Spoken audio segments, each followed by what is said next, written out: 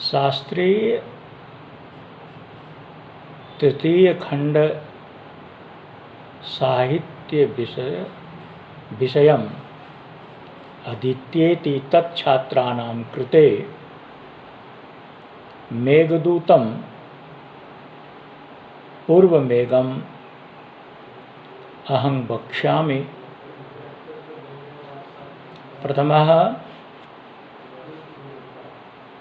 श्लोकं वर्तते पूर्वमेघस्य द्वितीय श्लोकः। तस्मिन्नद्रो कतिचिद्बलात् विप्रयुक्तः स कामी नीत्वा मासान् कनकबलया भ्रंशरिक्तप्रकोष्ठः। नीत्वा मासान् कनकबलया भ्रंशरिक्तः प्रकोष्ठः। आषाढस्य प्रथमदिवसे मेघमाश्लिष्टसानुम्। कथं वप्रक्रीडा परिणतगज प्रेक्षणीयं ददर्शः। पुनश्च तस्मिन्नद्रो कतिचिद्बलात् विप्रयुक्तः स कामी नीत्वा मासान् कनकबलया भ्रंशरिक्तप्रकोष्ठः। आषाढस्य प्रथमदिवसे मेघमाश्लिष्टसानुम्। वप्रक्रीडा परिगण गजः प्रेक्षणीयं ददर्शः। अत्र महाकवे कालिदास द्वारा प्रस्तुत श्लोकः कवि कुलगुरु कालिदास द्वारा विरचित मेघदूतम पूर्वमेघम् अहं स्वमति श्लोकस्य व्याख्यानम् एवंच मातृभाषायाम्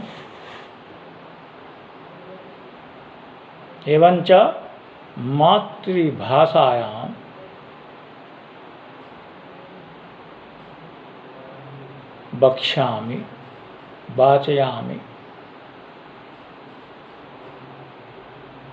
व्याख्याम् अस्य श्लोकस्य यत्पूर्वं वाचनम् अहं कृतं तत्श्लोकस्य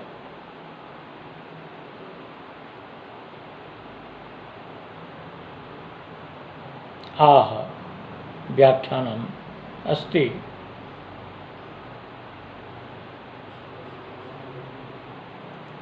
अबला नोट करें छात्र। अबला विप्रयुक्तः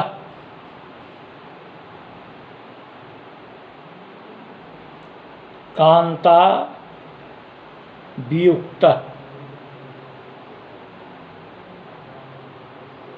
अबला वियुक्तः कांता वियुक्तः।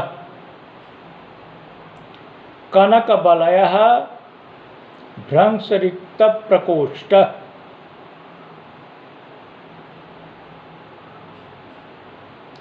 स्वर्णकंकण पतनशून्यः मणिबन्धश्च।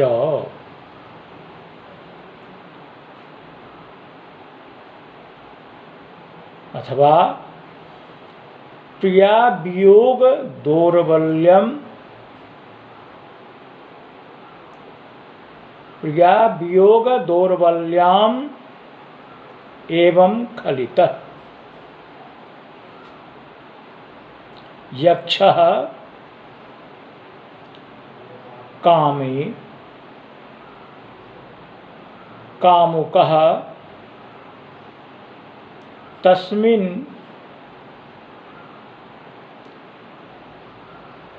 तत्र अद्रौ पर्वते रामगिरी पर्वत नाम संज्ञ के पर्वते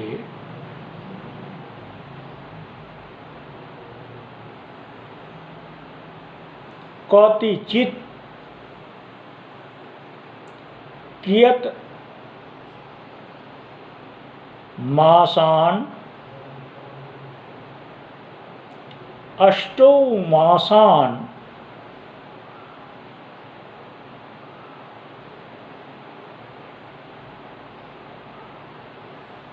आषाढ़स्य एतन्नामक मासस्य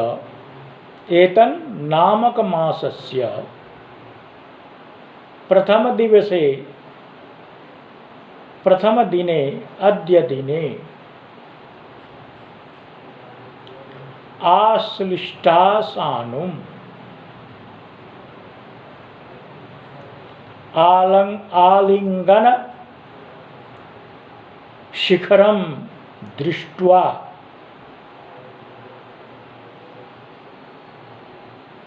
कथम केन प्रकारेण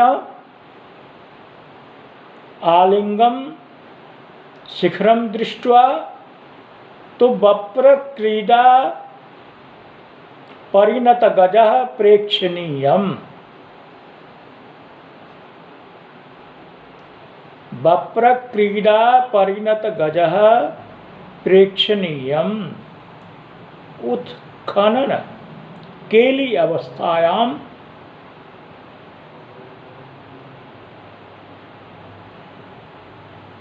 दर्शनीयम् मेघम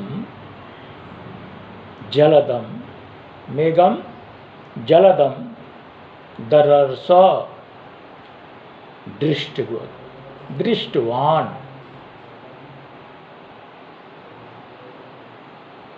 अब देखिए हमारे अत्र मातृभाषायाम, यहाँ पर अब हम इसी श्लोक का हिंदी में व्याख्यान करने जा रहे हैं। वह धारण मनन लेखन छात्र कर लें। प्रस्तुत श्लोक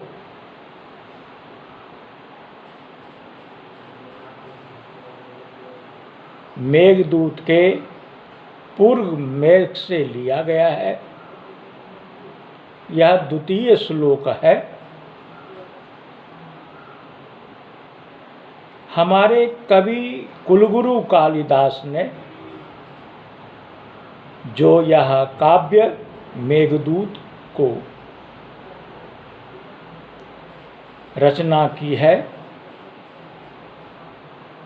अब यहाँ पर देखिए कि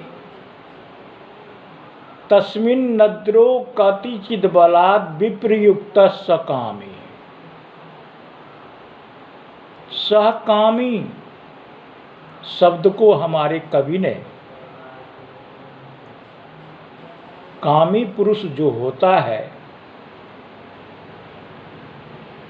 आपको तो मैंने पूर्व में ही जानकारी दिया था। जक्षाधिपति के कुबेर जी के आदेश का उल्लंघन करने के फलस्वरूप यक्ष को श्राप देते हुए उन्हें 1 वर्ष तक के लिए अब उनके कार्य से यक्षाधिपति ने च्युत कर दिया और रामगिरी आश्रम में अपनी प्रिया से अलग होते हुए निवास करने के लिए यह श्राप दिया गया था। जो तो वही कुछ मास बीत जाने के बाद, कुछ महीना रामगिरी आश्रम में बीत जाने के बाद अपनी प्रिया के विरह में यक्ष क्या होता है तो दौर्बल्यम संजाता, दुर्बल हो जाता है।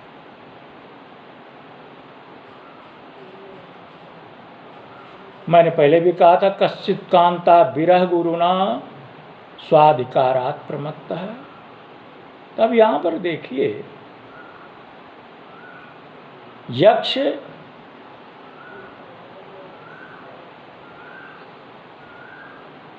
रामगिरी पर्वत पर निवास करते हुए आषाढ़ के प्रथम मास में यह जो देखा कि पर्वत रामगिरी के शिखर पर मेघ को आश्लिष्ट करते हुए, वप्र क्रीड़ा करते हुए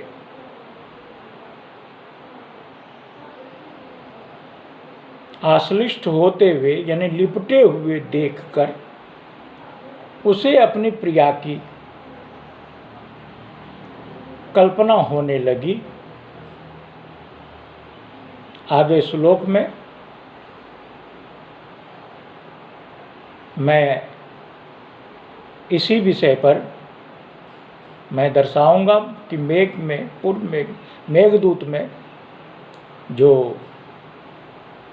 यक्ष ने दर्शाया है, हमारे यक्ष ने क्या, कालिदास महाकवि ने दर्शाया है कि कामार्ता पुरुष जो होता है वह कौन कौन सी चीज को भी नहीं धारण करेगा, इतना ही बहुत कुछ कल्पना करते हुए कवि ने दर्शाया है। तो होता है क्या, चलिए आइए श्लोक पर। हुआ क्या है कि यह दुर्बल होकर वह अनुचर यक्ष किसी तरह से वह जो मेघ को आश्लिष्ट पर्वत पर यानी लिपटे हुए पर्वत पर देखा, स्पर्श करते हुए लिपटा हुआ जो देखा, तो उसे अपनी प्रिया की याद आते हुए वह विह्वल हो उठता है कि मैं भी आज अपनी प्रिया के पास में रहता तो इसी तरह से मैं भी साथ साथ समय व्यतीत करता।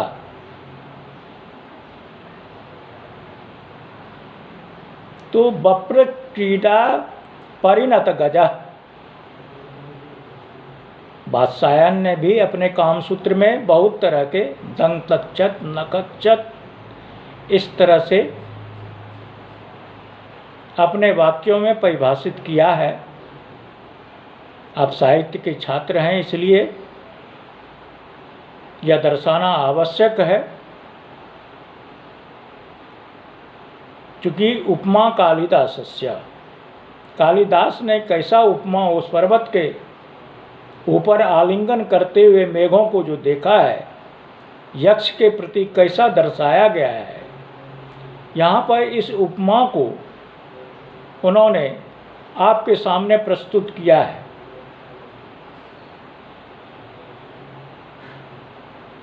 तो इस जलद मेघ को किसी तरह से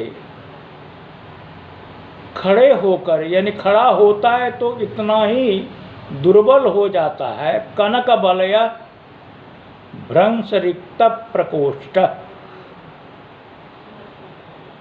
मणिबंध से हाथ के मणिबंध से उनका सोने की जो कड़ा है स्वतः गिर जाता है। यानी देखिए कि यहाँ पर कितना हमारे कवि ने इस विषय पर कितनी अच्छी तरह से दर्शाया है। कामार्तानाम,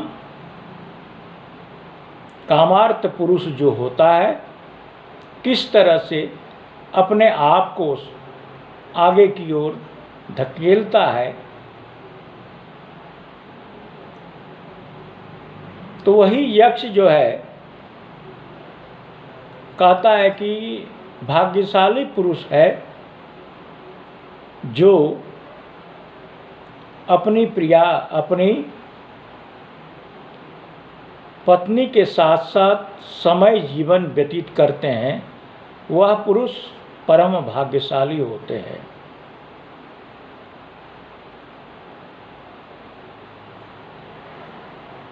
अब यहाँ पर यक्ष कह रहा है कि हमारी प्रिया जो यक्षिणी है वह दूर है। हे मेघ, मेरा मिलन होना तो अभी श्राप के कारण बहुत ही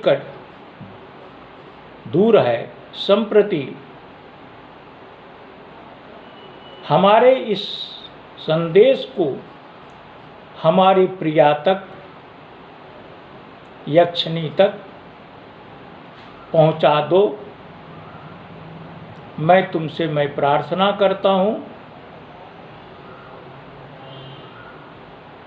मेरा यह संदेश उन तक हमारा पहुंचा दें, मेरे ऊपर में कृपा करें। इस प्रकार मेघ को खड़े होकर के वह बप्र क्रीड़ा करते हुए जो देखा, स्मरण करके मनन कर रहा है कि आप मेरा किसी तरह से हमारे यह संदेश को अपनी प्रिया के पास तक पहुंचाने का कष्ट करें। आपको तो मैंने सारी बातें सुनाया ही है। इस प्रकार यक्ष मेघ से प्रार्थना करने के लिए रामगिरी पर्वत पर कुछ माह व्यतीत करने के पश्चात आषाढ़ के प्रथम दिवस मैं मेघ के सामने अपनी आंसुओं को रोकते हुए यक्ष ने मेघ से प्रार्थना किया है। इत्यलम इति शुभम।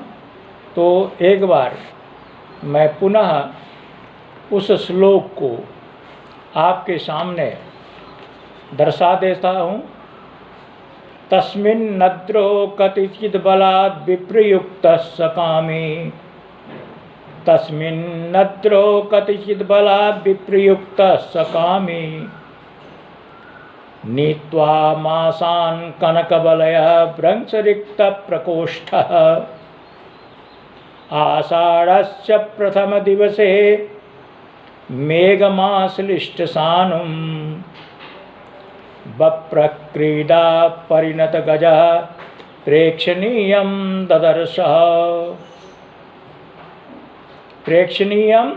ददर्श। तस्मिन् अद्रौ कतिचित् बलात् विप्रयुक्तः सः कामी यक्षः, नीत्वा मासान् कनकबलयः भ्रंशरिक्तप्रकोष्ठः, आषाढ़स्य प्रथम दिवसे आद्य दिने मेघम आश्लिष्ट सानुम, बप्रक्रीडा परिणत गजः प्रेक्षणीयं ददर्श।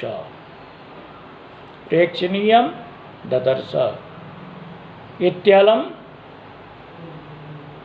मेघदूतस्य द्वितीय श्लोकं व्याख्यानं संजातः। जयतु मधुसूदनम, जयतु संस्कृतम, जयतु भारतम।